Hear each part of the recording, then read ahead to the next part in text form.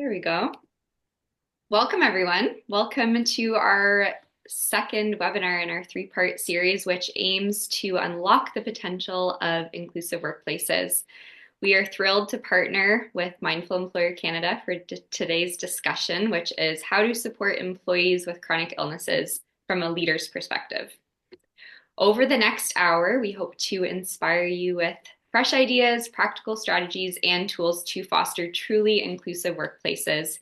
And our goal is to really empower you as leaders to create environments where every team member feels supported and empowered to thrive. Before I introduce myself, I just wanted to share a little poll that we have just to get a sense of how you feel your organization needs the most support with when managing employees with chronic illnesses. So let me just pop that up. There we go. Relaunch. So feel free to answer this question if you would like. We also have our Q&A box, so feel free to add your questions, and we'll have a 15 to 20 minute Q&A period before the hour, before 2 p.m. Eastern Standard Time. So my name is Megan Marsiglio, and I'm honored to co-lead the session alongside my colleague and fellow Unum co-founder, Farah Megji. At Unum Co, we're passionate about amplifying the voices of patients and caregivers, and we specialize in creating patient impact reports and facilitating advisory boards that drive meaningful change. Thank you for spending your time with us today. We'd also like to extend a special thank you to our incredible panelists, Catherine Wilcox, Manager of Psychological Health and Wellness at TransLink, and Fazilah Hussain, a Human Resources Strategist and Transformational People Leader. But before we dive into their insights, I am delighted to hand the mic over to our co-collaborator, Sarah Jenner, for a brief introduction. Hi, everyone. Thank you so much, Megan. My name is Sarah Jenner, and I'm the Executive Director of Mindful Employer Canada, where we create leadership development programs to support leaders to foster psychologically healthy and safe teams. And then I'm also the principal of Sarah Jenner Consulting, where I create customized workshops and programs for organizations that are focused at the senior leadership level, at the leadership level, and then also at the employee level as well. I'm so excited to be a part of today's conversation and gather all these amazing insights and wisdom from both Fazilah and Catherine. First, I want to jump in and give Fazilah a chance to introduce yourself and share a little bit more about you, and at the same time, ask if you could share your personal experience in the workplace of supporting employees with chronic illness too. Thank you so much, Sarah, and hello, everybody, and good afternoon. Thanks for joining. I'm really excited to be here with all of you for this important discussion. So as Sarah mentioned, my name is Fazilah Hussain, and a bit about my professional background. I practiced as an employment and labor lawyer for a number of years, including in private practice and in-house counsel with a number of organizations, where I often worked very, very closely with HR teams in these organizations. And as an employment lawyer, while my client was often HR, I found myself very intrigued by the work that they were doing. I was curious about the impact they were having. Once I hung up the phone and gave my advice, I often wondered, well, what did you do next? What happened? How did this work out? And that journey led me to move into HR roles full time. Relevant to this conversation today, I've had the opportunity to lead benefits and operations teams as well as employee relations, and become very passionate about the broader benefits of the benefits and accommodations space, particularly in the workplace. And that speaks to the two areas where, for me, supporting employees with chronic illness has come up in the policy and benefits space. So what is the organization doing? What supports, programs, and benefits are in place? How do those get executed? And that includes what programs and projects are there to improve the experience? How do we know what needs to be done to do better? The other area that I've run into this space is in the area of employee relations. And employee relations is often an area where you may come to support more challenging situations that involve employees with chronic illness in the workplace, or unfortunately, when things might have gone wrong. And we're looking at, well, what do we need to do in that situation? But we get some feedback into what could we do better next time. I love that kind of focus of continued growth, Fazilah, that idea of what are we doing now and what can we do better next time so we can continually improve upon that. That's wonderful to hear. And we're probably going to hear more about that later on with more questions. But I would love for now, Catherine, if you could introduce yourself and also share some of your personal experiences in the workplace supporting employees with a chronic illness. Absolutely. Thank you, Sarah. And thank you, everyone, for making the time today for this really important conversation. My name is Catherine. I use she and they pronouns, and I am calling in today from the unceded and ancestral homelands of the Lekwungen speaking people of the Songhees and Esquimalt nations here on the West Coast, and what we know colonially as Victoria on Vancouver Island. It's my great pleasure at this point in my career to be the manager of psychological health and wellness for TransLink. And TransLink, for those of you that might not be familiar with our organization, is the multimodal transportation network for the South Coast of British Columbia. So work in the transportation sector currently, have worked for many years as well in the healthcare industry in British Columbia, supported Respectful Workplace Office and one of our health authorities here.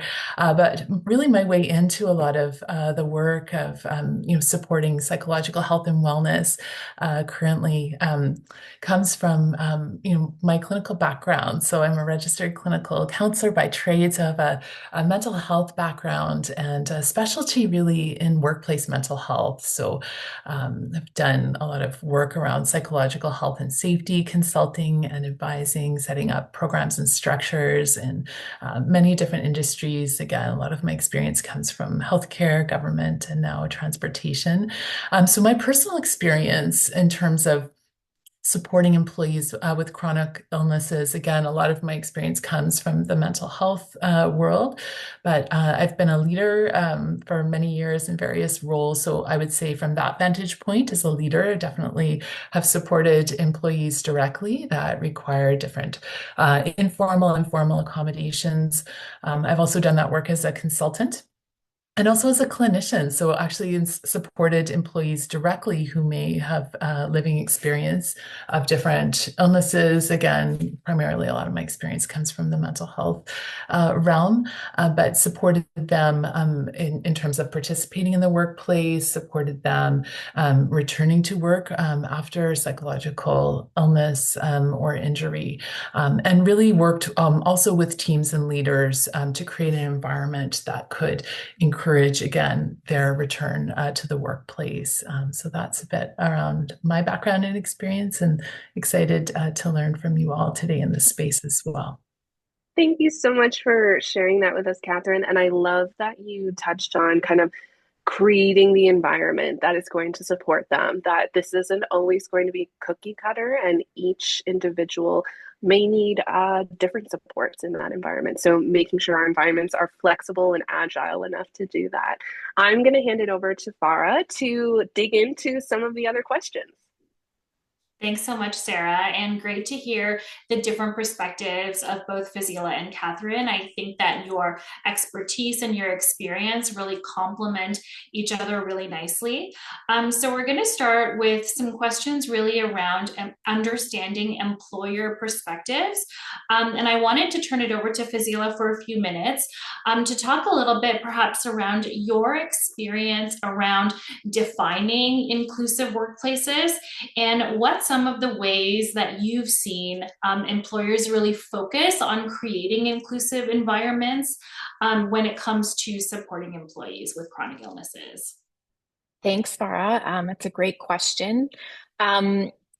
When we first talk about setting the context around what is an inclusive workspace, generally speaking, that's defined as a workplace where everybody feels valued, they feel respected, they feel supported. That includes a culture, perhaps, where diversity and equality are promoted and supported and live in the sphere of the workplace. These types of workplaces can be perceived certainly as a better place to work.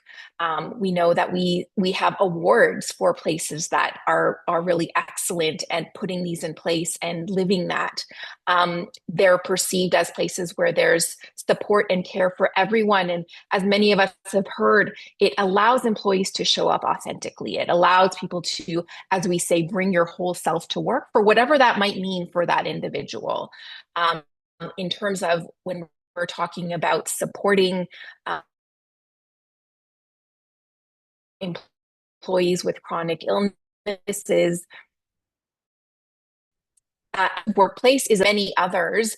It really comes to life when values are lived and they're not just a plaque on the wall, as I like to say. When we walk into a workplace, we see that plaque on the wall or that banner that talks about all the values that that workplace has. But when those values, when inclusivity is really part of the walk of the workplace, that's when we can see some of that come through. Actions speak. So we want to look at what's been done. How are decisions being made? Are decisions being made using those values? And this, I mean, I've seen this happen in great organizations, absolutely. Who's at the table when decisions are being made?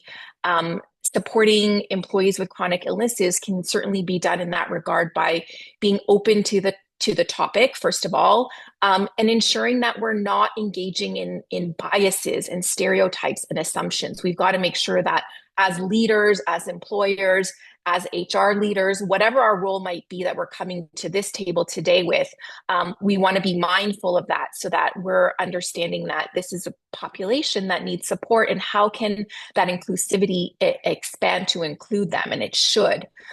In my experience, and as Sarah mentioned, there's no one size fits all approach here. You have to be open to the unique situation. These are, we are all human beings and we come with our humanness, which is distinctive and unique to us. So I think that's really important. And when we embody that inclusivity with that uniqueness and that bridge in the middle of how can we bring those together to create a really appropriate solution, then we can see that happen. Thanks, Fazilah. I appreciate what you said around, not only organizations that are being recognized for promoting values of inclusivity and but who are actually also taking those values and living them in the actions that they are taking internally. So I love your example of, how are decisions being made and who's at the table when those decisions are made. I think those are really concrete examples, right, of how we can think about values of inclusivity actually being put into practice on an ongoing basis. And perhaps, Catherine, just from your perspective, when we talk about living a culture of inclusivity and promoting those as values, and then you think about, the needs perhaps of employees living with chronic illnesses, how do we balance those sometimes when we think about organizational goals or, team productivity, and how do those, from your experience and expertise, like how do those fit together? How do those coexist in an organization?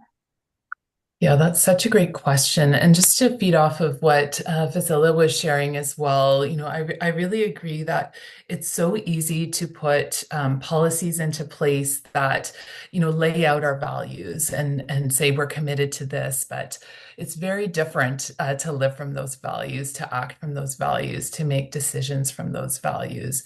And one of the things, I can share around this is the importance of, placing people with lived experience at the center, right, of our listening strategies too. So how do we gather their feedback, their input? So, today we're talking about supporting employees that are living with chronic illnesses. So how would we know that what we're doing, is actually working for people? And we won't know, right, unless we're asking and inviting that feedback. So something that we focus on strongly at TransLink, and something that I've encouraged many employers in my consulting, career over the years to think about too is, how we gather that feedback. So, at TransLink, we have employee focus groups. We, encourage dialogue and conversation and input, from people with living experience on how we're doing.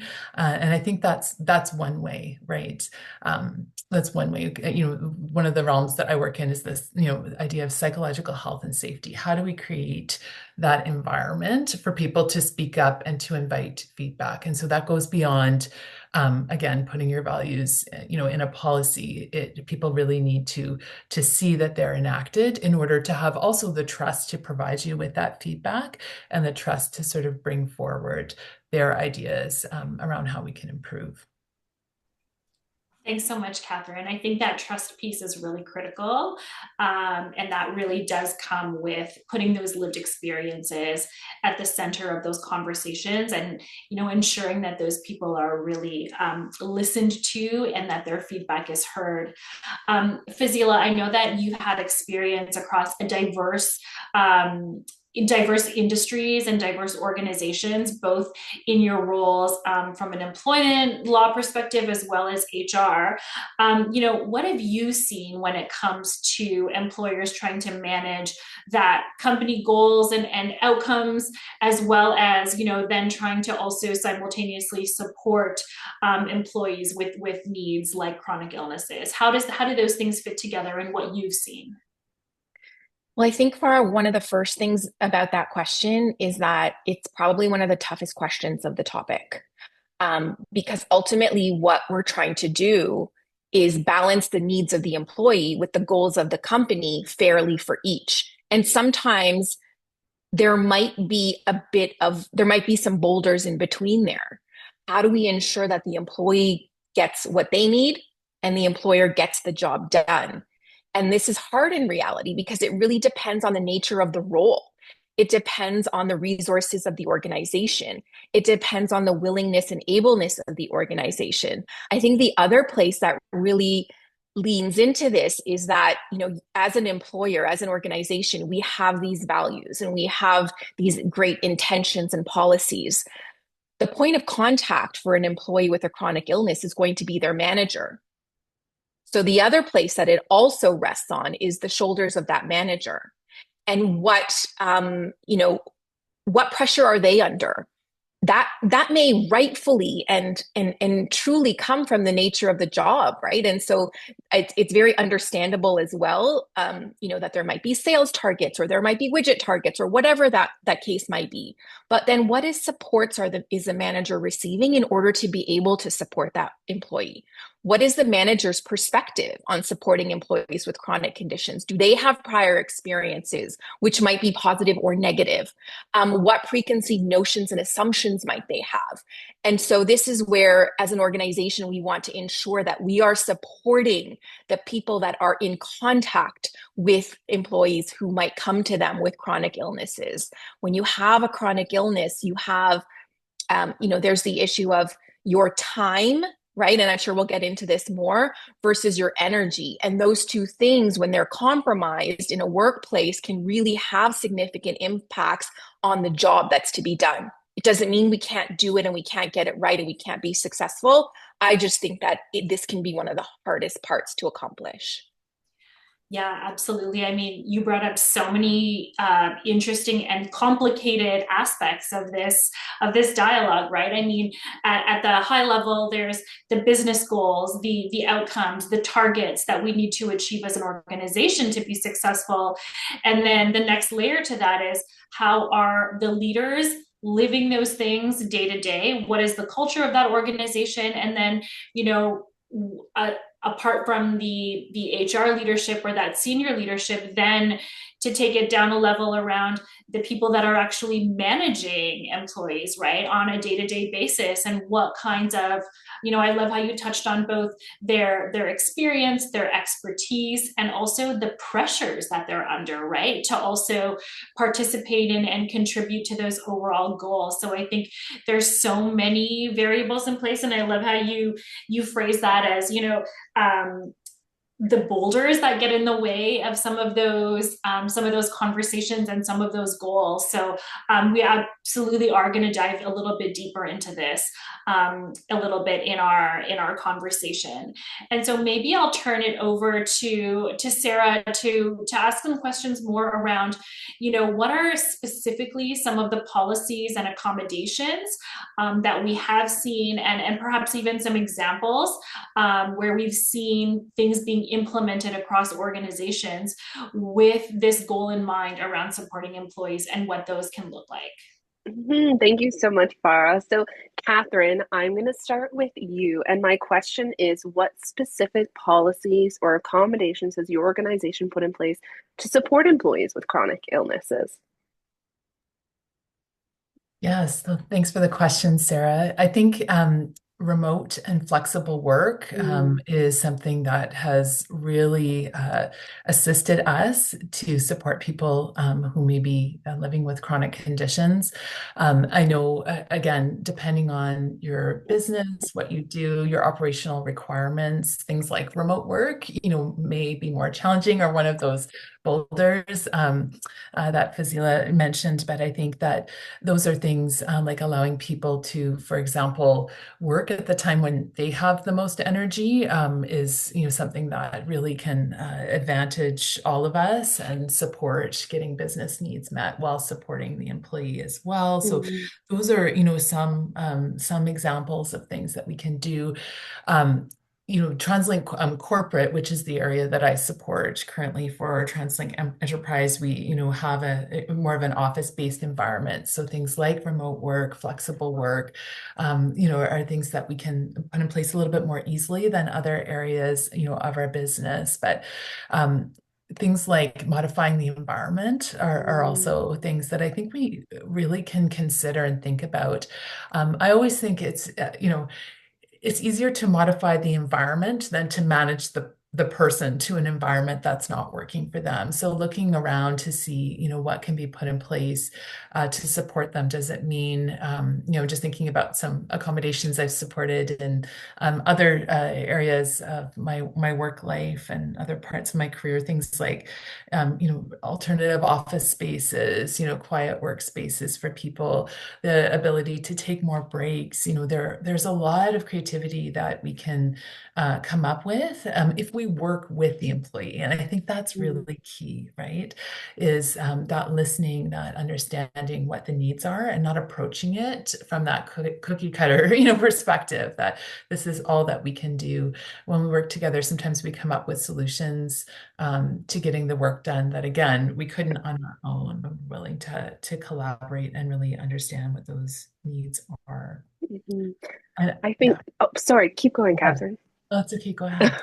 I was just going to say, I love that you brought up that how important it is to really listen and understand what the employee's needs are. And I think to tie into that, especially around these accommodation processes, is occasionally we find ourselves or leaders find themselves in a position where an employee makes a request and the leader may know immediately, oh, I don't think that's going to be possible here. And rather than say, nope, that's not going to work here, is okay, thanks for sharing that with me. What other options do you think may work as well? Is then there another way we could accomplish this here to kind of get as many ideas out of them as possible? Because when we kind of shut down that idea quickly, it can really shut down the conversation and that internal dialogue and the employee feeling like they're not listening to me, they don't care, they're not really here to support me, they're here to protect the organization kind of thing. So I love that you brought up that piece around listening. Fazilah, I would love to hear from you. You had talked about just a few moments ago of the boulders that we put in the way of leaders being able to truly support employees. So, really checking in at an organizational level, what are we putting in the way of leaders that is negating their ability for them to actually productively support an employee who may be struggling? So I would love from here to hear from you. How do you ensure that managers and supervisors are trained to handle accommodations and support employees with chronic illnesses effectively? Thank you, Sarah. That is a fantastic question because I think it just it goes off of that notion that we can have all the policies in place, but how do we ensure that the person who's actually in contact with the employee is able to and is prepared to do what we need them to do and what they truly want to do? Because we assume that everybody wants to help, but how do we ensure that they are equipped to do so? So it kind of goes back to in HR, this is sort of a common thing that we say is that, you're really good at building widgets, you get promoted to be the manager of the widget makers. Well, you're excellent at making the widgets, but you may have never led a team who's making widgets. And that's a completely different role. It's a completely different job that most people don't ever get trained for until they're put into the role and you have an organization that's going to provide you with that training. I always say that I think becoming a people leader should be celebrated. It should be an exciting time, and that needs to come with the support that a people leader needs in order to successfully do that part of their job. So, I think training is important, and as part of that training, you want to, teach those skills such as being empathetic, being aware of your own bias. Bias training can be really important part of that. And I'm listing these things, but each one of them could be their own topic in its own right. So just mindful of that too. That people leaders understand what their obligations are when it comes to navigating health situations with their employees. We can't assume that people come to the table knowing what to do. I think one of the most important parts is that we need to ensure that our managers understand the resources and programs that the organization has available. So, what are the time off benefits? What are the leave benefits? What are the accommodation policies? And then who do I go to? Because training is point in time, right? Most of the time, training is point in time. You have a training session, and then you may not see an employee with a chronic illness for maybe another 2 years. And once you do, that training may have, kind of left you for the most part, or you're struggling. You're like, yeah, I think I remember coming across this in a training session, but I don't exactly remember what it is. So I think one of the most important things that we need to equip our managers and supervisors with is, who do you go to when you are in this situation? What are your resources when that situation comes up? Is that an HR team? Is that a place on your internet where the information is stored? We want to make it as seamless as possible for them so that they can focus on engaging with that individual and saying, I hear you. Give me a few minutes or give me a day. Let me go figure out how we can start this conversation so that we can support you. I think that's a really important piece of that puzzle of training for these types of situations. I think when you're in that situation, doing things like offering coaching to the managers, right? These can be difficult conversations. They can be uncomfortable for some people. And having difficult conversations can be another area of training that we're giving that can really be helpful, not only for helping employees with chronic illnesses, but a whole myriad of other things that managers and supervisors have to deal with. The other thing I wanted to just throw out there for our listeners, for the audience, is another great way that you can get prepared for situations like this in your workplace is reviewing your data, reviewing your disability data with your providers. Many organizations will have a disability provider that they work with. You can, and this would be an HR team who would be doing this most likely. We're not asking all of our managers and supervisors to do this, but we're asking our support teams to do this. Work with them, understand the data around your population needs so that you can build specifically around that. And I think that's an important thing that can actually make that role much easier when we say, okay, we know that we have X% of our organization who has this issue. How can we build for that? And then from the manager supervisor's perspective, it can become a lot easier when we say, yes, we have a program for this X issue, whatever that might be. So many incredible nuggets in what you've just shared, Fazilah, that were so incredible. Something that really stuck out to me was making sure we are supplying leaders with the resources they need to have these conversations to support employees. Also, reaffirming to them there are no silly questions, especially if it's your first time as a leader. Don't hesitate to lean on HR, to lean on other supports if you do have questions, because that's how we continue to learn too. So I loved that you Absolutely. shared those pieces with us, because I think they're so valuable and helpful. The final question I have, and Catherine, I'm going to direct this at you, but you've already answered it beautifully too. How flexible is your organization with remote work, flexible hours, or other adaptive measures for employees managing chronic conditions? So you really touched on that at TransLink. You're an office space, so it's not difficult for you to find those flexibilities in terms of hours. And you had also said that other office based things around modifying the environment, alternative office spaces, quiet workspaces, taking more breaks. Was there anything else that you wanted to add in terms of ideas? Thanks, Sarah. Yeah, I would say that those are some of the primary things to be considered, or at least in our office environment. But just sort of Mm, thinking back, and just encouraging people to think creatively. I just want to reiterate a point that actually I think you were getting at allowing employees to come up with solutions and not shutting those down right right. away, that we don't have to have all the answers and know how to fix it, all of the time, that if we, are practicing those listening skills and building environments of trust and psychological safety, we can really work with the person to understand what is the need underlying their solution, right? We might not be able to, uh, again, TransLink very, flexible. We are very used to remote work now. We can use those options. That's not the case for every employer, right? It Mm, might not be practical, but that doesn't mean that we can't listen. We can't, engage in co-creative problem solving together around, well, mm, okay, what is underneath that? Is there some other way of meeting that, that same need? So those are mm, some of the things that, yeah, I would continue, to just consider, is really working with the person. And if you're in a position like, I often have been like working with leaders as well in an advisory role, maybe there's some HR specialists listening, or ability management professionals, like how can we support leaders to kind of get out of that rigid place that you were mentioning too, that we can get in, where it's like, I don't think we could do that, or it's going to impact the business. But it requires us to become creative and really to examine, I think, a lot of our own biases as well, and examine where stigma lives in us, right?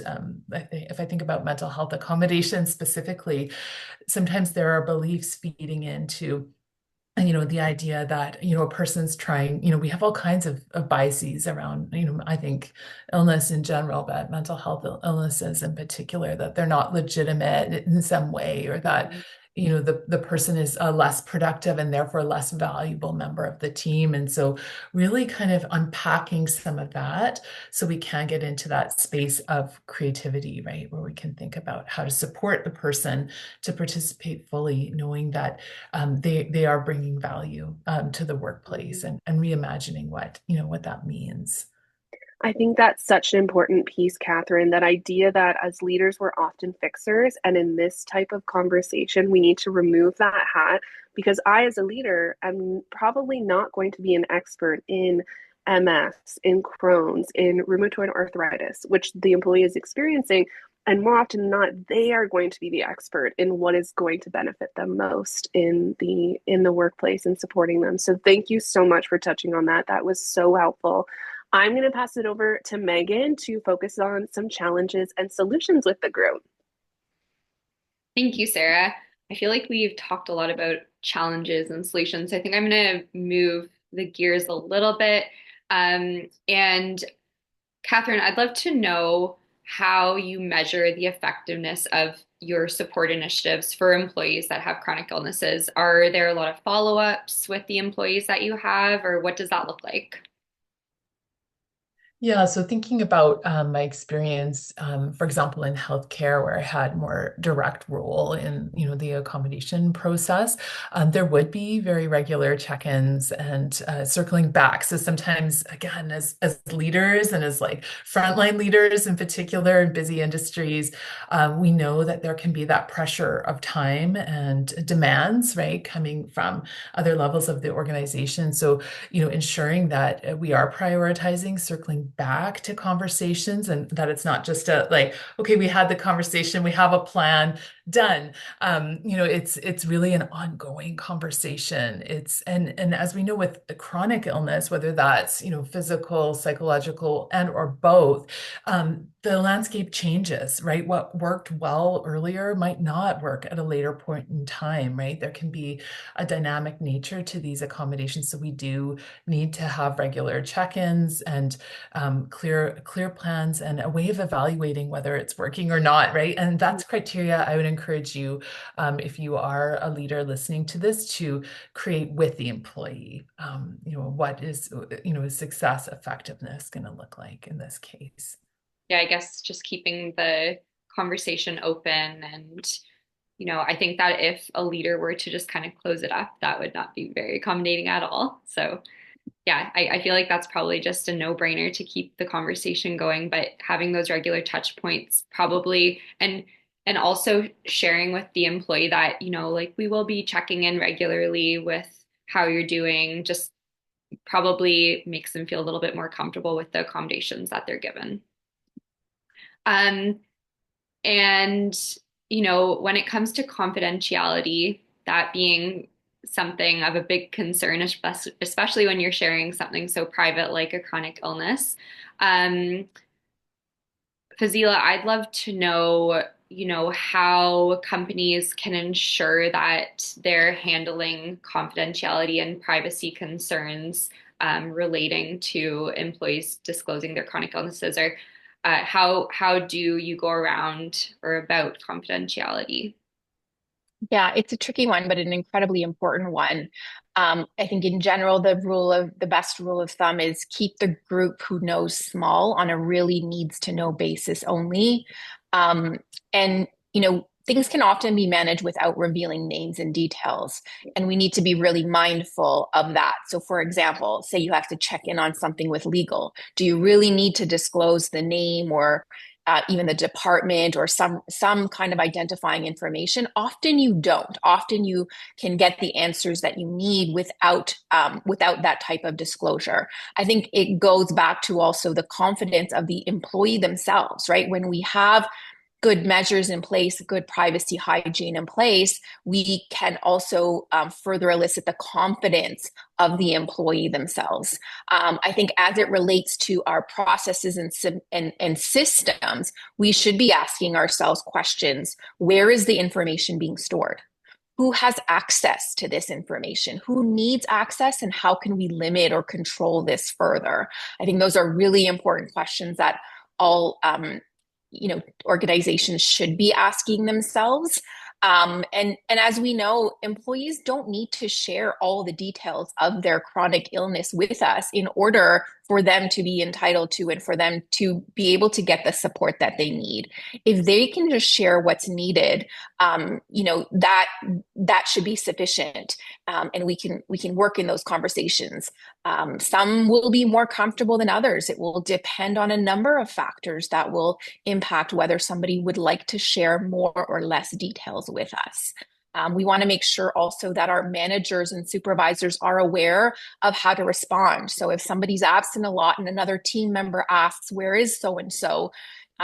We want to make sure that they understand how to answer that question.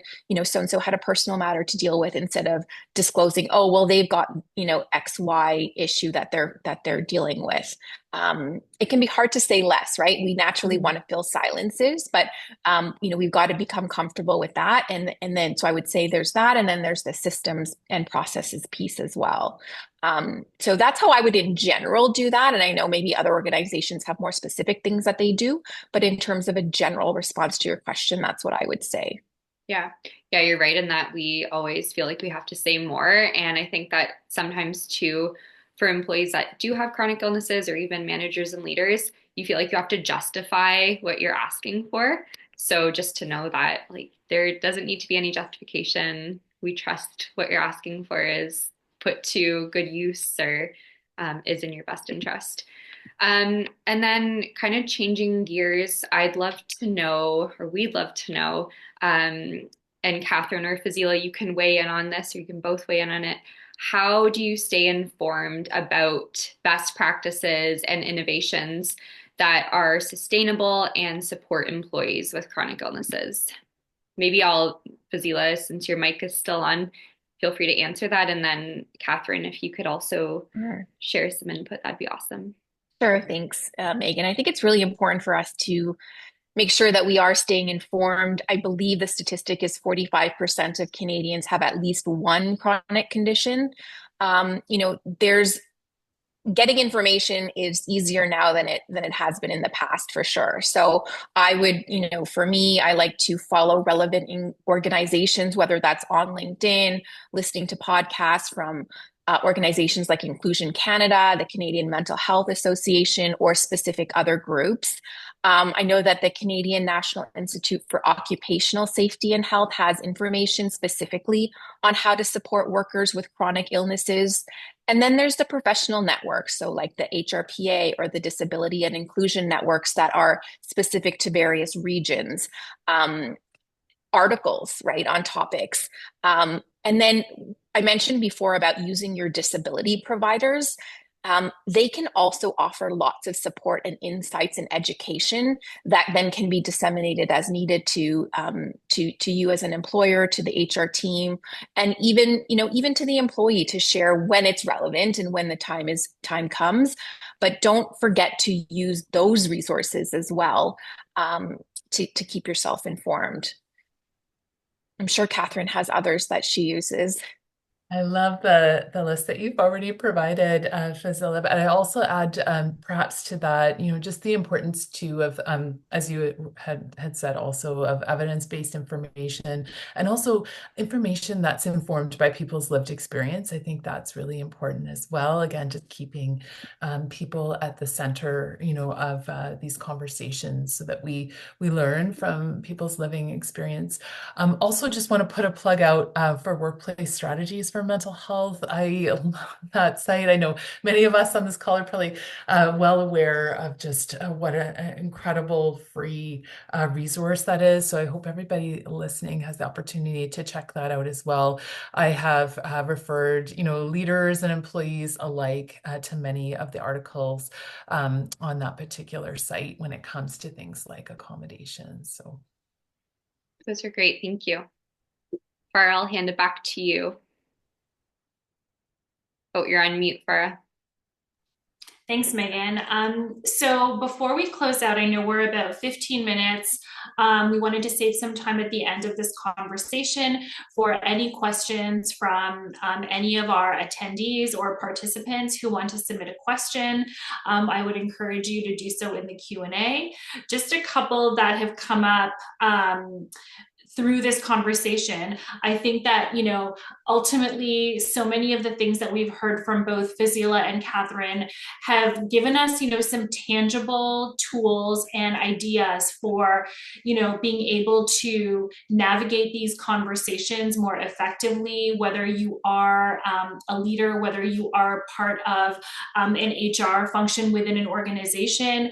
And also from an employee perspective, I think that there's a lot here that can be really useful when it comes to navigating those conversations, and also knowing, what you can do and how you can better support yourself on a day-to-day basis. I think that one thing that really stood out for me early on in the conversation when we were talking about that balance between organizational goals and employee success, I think that, what I heard was really that we don't need to sacrifice one for the other, in that if we do have policies and practices and a culture that really does foster inclusivity, then we can actually support employees and help them be more successful, which ultimately then contributes to the organization's success.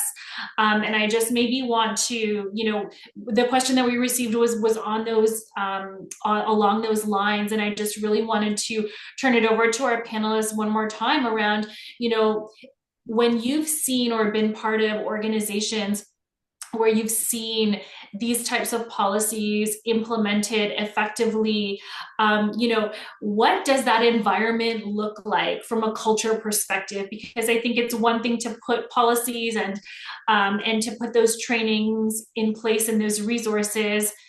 What does that look like day to day when it comes to the culture? And maybe Fazilah, we'll start with you, and then Catherine, I would love your take on it as well. Thanks, Mara. Thanks for that question.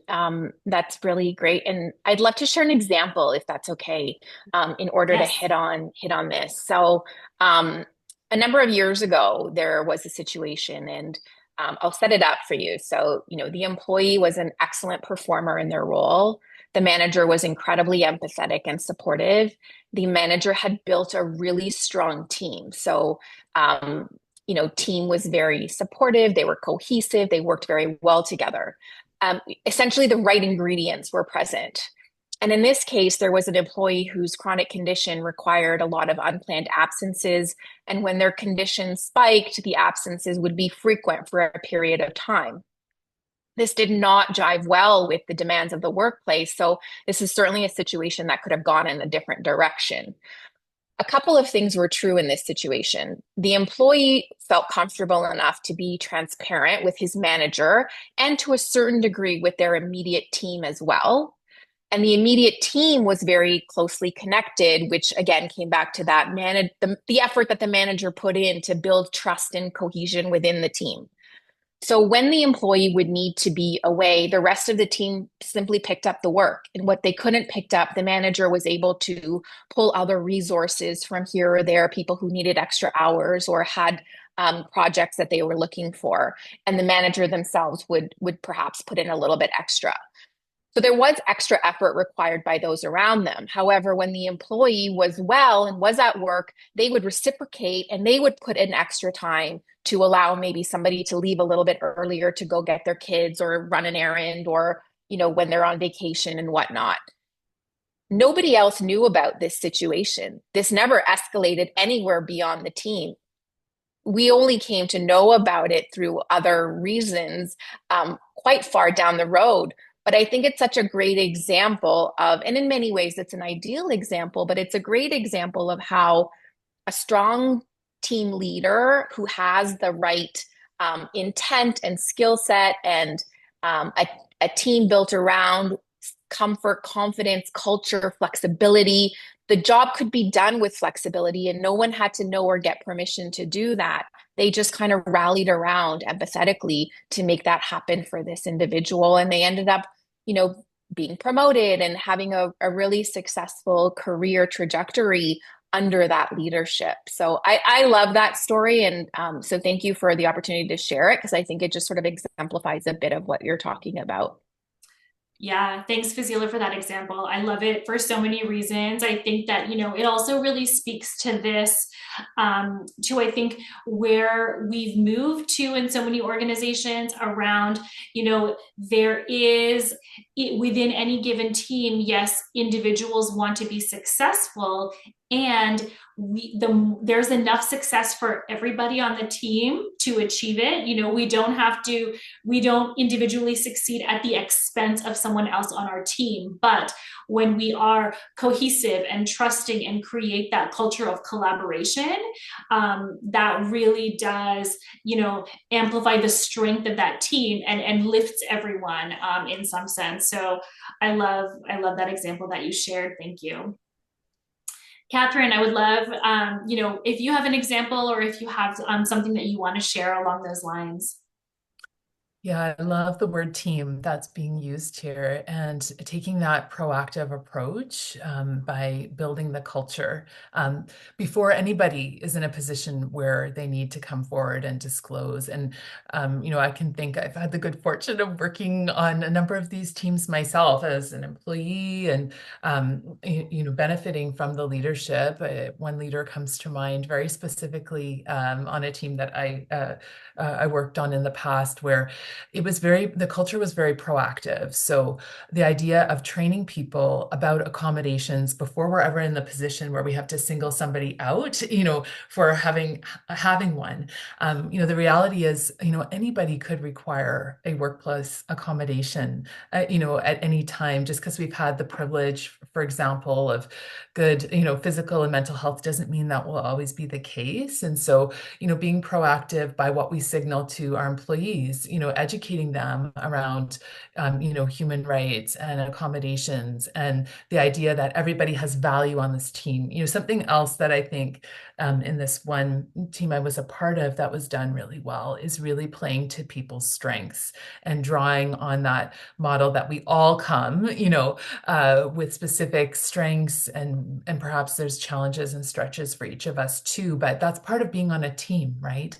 Not everybody, I think the best teams, not everybody has the same strengths. You're really, using each other. And I can think about, this specific example and how there was a person, not dissimilar from the example that Fazilah was sharing as well, that, had a lot of workplace absence, couldn't be there, couldn't do certain duties, but had this incredible ability to mentor because they had many years of lived experience, mentor the new staff that were coming onto that team, and actually really shone in that role and added, a lot of value, from that vantage point. So, just thinking about, again, building the culture before you're in a position where people need to come forward. I think that helps to remove some of those barriers as well. When people can see, this is a space where this is normalized, we talk about it, before people are in that position where they feel really singled out. I have a quick question. So we've talked a lot about cultures that are really proactive and positive, but what if there is a culture that isn't very proactive and there's an employee who does ask for a lot of accommodations, but the team members are starting to feel resentful to that employee because they don't really know the full picture, the full scope. How can a manager kind of shift the culture to ensure that, the team isn't feeling that resent? What's a first step that they could take to in becoming a proactive culture?